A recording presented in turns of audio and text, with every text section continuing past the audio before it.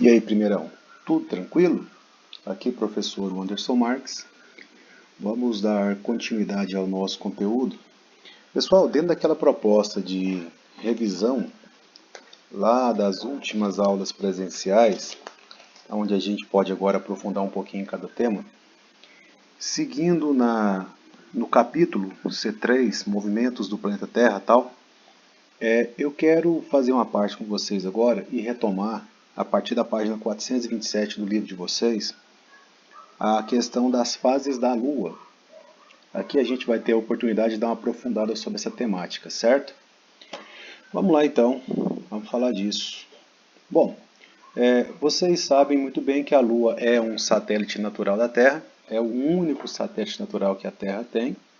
Depois o Sol é o mais brilhante, contudo a Lua não tem luz própria. Na realidade, o brilho da Lua é reflexo da própria luz do Sol. Ok?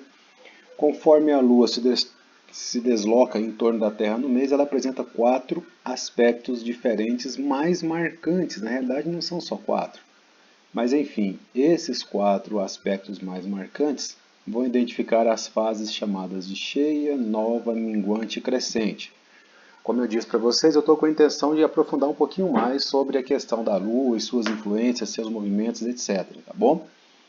E aí, essa luminosidade ela vai aparecer de acordo com o ângulo em que a gente está observando ela aqui na Terra.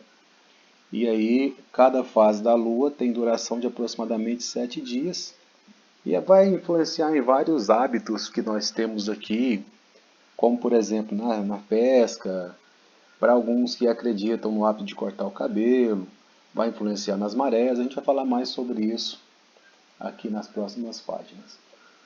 Então, de começo, imagina que essa bola branca é a Lua, essa azul é a Terra e essa amarela é o Sol.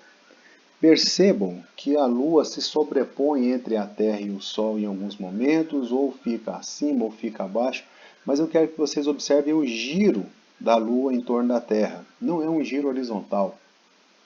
Ora ela passa embaixo, ora ela passa em cima da Terra. Então essa é a lógica do giro da Lua sobre a Terra. E é a proporção de luminosidade entre um corpo e outro que vai nos dar, para quem está do lado escuro da Terra, a perspectiva de observação dessa luminosidade na Lua, como aparece nesse quadro aqui. Ó. A gente vai passar cada fase já já, vocês vão poder ver isso melhor. Avançando então. Galera, começando com as fases da Lua, a primeira fase é chamada Lua Nova. A Lua Nova é a fase em que a Lua vai estar posicionada entre o Sol e a Terra e os 3 astros ficam mais ou menos alinhados. Mais ou menos porque, como eu disse para vocês, esse giro da Lua sobre a Terra não é horizontal. Ela gira ora por cima, ora por baixo da Terra. Nessa fase da Lua Nova, a Lua não é vista claramente no céu. Na realidade, não tem nada iluminado nela no céu. Essa fase vai acontecer quando o Sol vai se colocar nessa posição aqui em relação à Lua.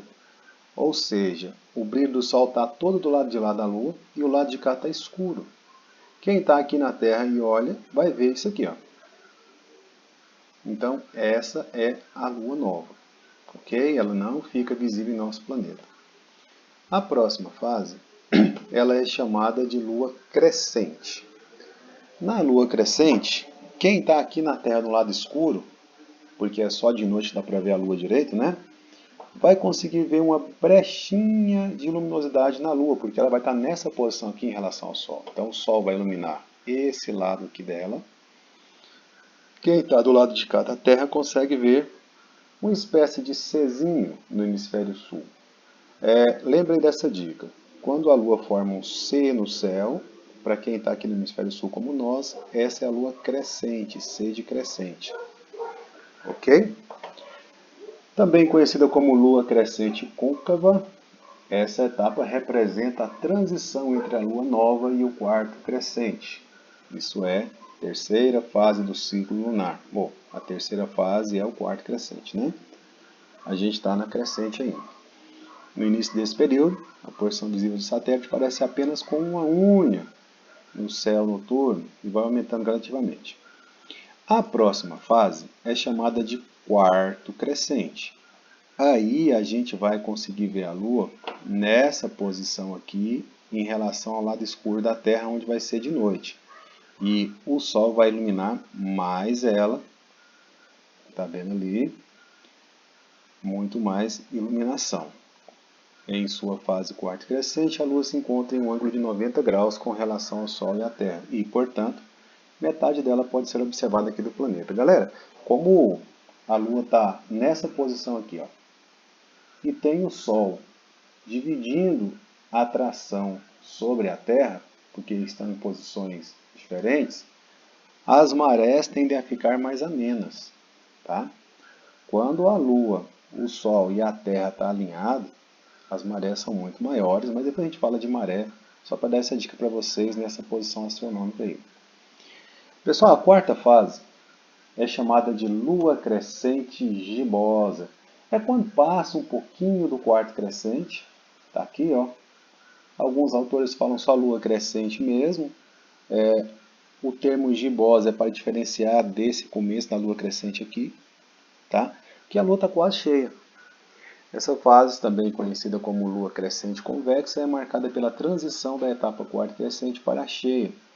Significa que o que vemos é uma porção cada vez maior do satélite se tornando iluminado no céu noturno. Bom, aí a próxima fase é a lua cheia, né? Vamos falar dela. Quando a lua estiver alinhada com o Sol, mais ou menos alinhada, né? Nunca é um alinhamento exato.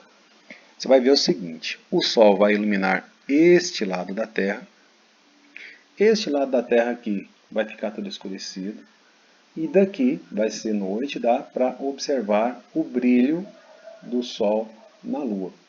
Lembra, a Lua aqui não está atrás da Terra, ela está acima da Terra. Por isso, quem está aqui consegue ver ela lá no céu. Tá certo? Depois que a Lua atingir o estágio de cheia, ela vai começar a minguar, a diminuir a luminosidade. Daí o termo lua minguante. Quando ela começa a minguar quase que cheia, ela é chamada de minguante, minguante gibosa ou minguante convexa. Essa etapa do ciclo, como você já deve ter deduzido, marca a transição da lua cheia para o quarto minguante, então ela vai começar a diminuir a luminosidade. É essa aqui, ó. Aí ela volta para o quarto minguante, é a sétima fase, só a metade dela é vista no céu, certo? Como vocês podem observar aqui no esquema, ela é o oposto do quarto crescente. Aqui a frente iluminada fica para o lado esquerdo, aqui fica para o lado direito. Ok? A gente brinca que, para nós no hemisfério sul, se a lua crescente forma um C, a lua minguante forma um D. Né? Quando chega nesse ciclo, por conta do seu posicionamento em relação à Terra e Sol, metade dela fica visível no céu. Próxima fase, lua minguante. Aí forma um Dzinho mais claro, ou a gente fala que o lado iluminado fica para a direita. Essa lua minguante é a lua que vem anterior à lua nova, então consolida a última fase da lua, a oitava fase. Outro nome para essa fase minguante, côncava. Ela é caracterizada pela etapa em que a posição visível da lua vai se tornando gradualmente menor, até desaparecer completamente no céu noturno, dando início ao que nós chamamos de lua nova. Tá? Então, lua minguante ou lua minguante côncava, certo? Essas são as fases da lua, então não são só 4 fases, as 4 são mais claras, deixa eu mostrar lá de novo.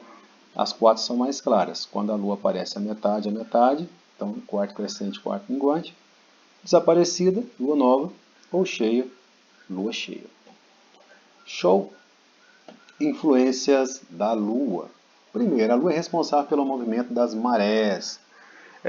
Lembra que não é só a Lua que vai influenciar nas marés, o Sol também, só que a influência do Sol ela equivale a 46% da influência que a Terra, que a Lua exerce. O Sol exerce 46% da influência que a Terra exerce.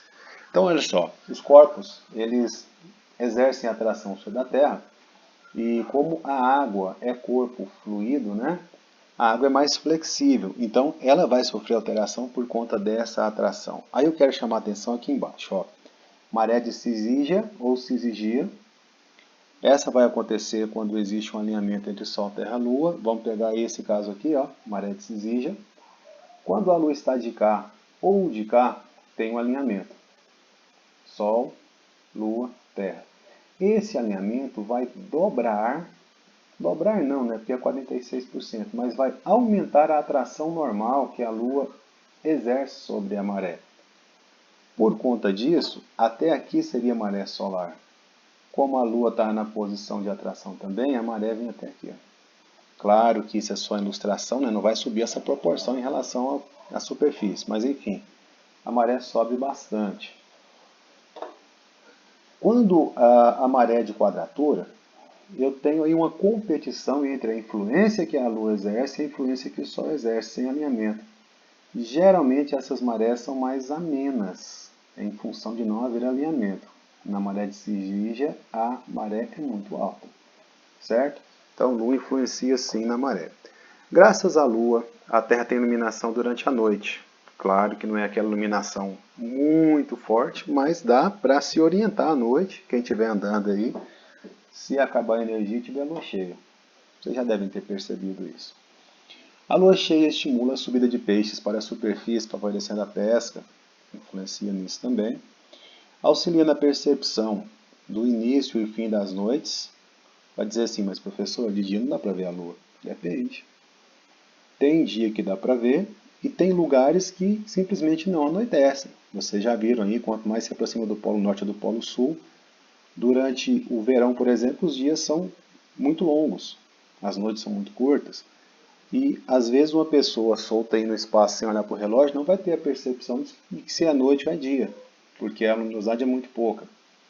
Nesse sentido aí, ela pode olhar para o céu e ver lua e entender que já passou das 18 horas, por exemplo. E também auxilia na construção do calendário. Algumas civilizações, elas têm o seu calendário baseado no calendário lunar. A Lua também gera impacto, as fases da Lua geram impactos na agricultura, certo? Enfim, a influência da Lua por aqui existe, não é mitologia, é fato. Existem 3 tipos de luas que às vezes vocês veem sendo noticiadas na TV, que é a lua de sangue, a lua azul e a superlua. Vamos entender o que é isso. A lua azul, pessoal, nada mais é do que um ciclo lunar completo dentro do mesmo, 2 ciclos completos dentro do mesmo mês. Para isso acontecer, tem que bater a lua cheia no comecinho do mês, como o ciclo dura 28 dias, e o mês tem 30, 31, ou 29 no caso de fevereiro, vai acontecer uma segunda lua cheia. Essa segunda lua cheia é chamada de lua azul. Não é porque ela é azul, não. É só der esse nome para a segunda lua cheia dentro de um mês só. É um fenômeno que não é tão raro assim, mas é muito mais raro do que comum, certo? O ciclo lunar completo dura pouco mais de 28 dias, como o ano possui 360, durante alguns anos você pode acabar com 13 luas cheias ao invés de 12 ao longo do ano. Isso vai depender muito do mês em que acontece esse ciclo lunar. O ano possui 12 ciclos de 28 dias, aí essas sobras até o final do mês, 29, 30 ou 31 dias somados, vai gerar uma lua cheia depois de alguns anos. Tá? A cada 28 meses temos uma lua cheia. 12 meses, um ano, 24 meses, 2 anos e pouquinho, né? E aí, quando acontece de repetir lua cheia no mesmo mês, isso é lua azul, só isso. Com relação à superlua é o seguinte, a lua gira em torno da Terra e tem um momento que ela se aproxima da Terra, tem um momento que ela se distancia da Terra. Nesse momento que ela se aproxima da Terra, a gente chama de perigeu. A distância chega a 357.448 km da Terra. Quando ela distancia, quando ela afasta no ponto que ela mais afasta, se chama apogeu. 405.363 km. A superlua nada mais é do que a coincidência da fase ser lua cheia durante o perigeu. Aí a Lua, vai ficar um pouquinho maior do que o normal. Tá? Quem tem equipamento de observação astronômica consegue fazer imagens belíssimas na época da superlua. Show? Superlua ocorre quando a Lua está na fase cheia, no ponto de maior aproximação com a Terra. Por fim, a Lua de sangue, vocês tiveram a oportunidade de ver isso ano passado, quem ficou atento a isso. Nada mais é do que a eclipse lunar em um momento em que a Lua está muito próxima da Terra, no perigeu, né? Quando o Sol alinha com a Terra e alinha com a Lua, a sombra que a Terra exerce sobre a Lua vai acabar cobrindo a Lua, provocando um eclipse, mas a proximidade da Lua, o reflexo dessa luminosidade do próprio raio do Sol mesmo, enfim, a sombra da Terra, vai dar para a Lua um tom avermelhado, desse jeito aqui, ó. Por isso ela é chamada de lua de sangue. O eclipse começa assim, lua cheia, ela vai sendo coberta, coberta, coberta. Quando ela é totalmente coberta, ela não desaparece no céu. Ela fica com essa tonalidade. E depois vai saindo a sombra da Terra, a Lua vai voltando ao normal. Tá? Essa é a chamada lua de sangue. É só um termo aplicado à Lua por ela estar vermelha. Na verdade, esse fenômeno acontece quando há um eclipse durante a superlua. Superlua, vocês já viram na página passada, que é a lua cheia durante o perigeu. Ok? A Lua também conta com 3 movimentos principais para encerrar esse assunto. A Lua ela exerce a rotação, quando ela gira em torno dela própria. Ela exerce a revolução, quando ela gira em torno da Terra. E como a Terra, pessoal, gira em torno do Sol e a Lua gira em torno da Terra, ela vai junto com esse giro na translação, que é o giro da Lua em torno do Sol também. Então, reforçando, a Lua está girando o tempo todo em torno de si própria, em torno da Terra e em torno do Sol. Em torno de si, rotação, em torno da Terra, revolução, em torno do Sol, translação. Ok? Então, a videoaula dessa semana era para a gente aprofundar em relação aos movimentos da Lua. Na semana que vem a gente fala dos movimentos da Terra e suas influências. Ok? Grande abraço, até a próxima.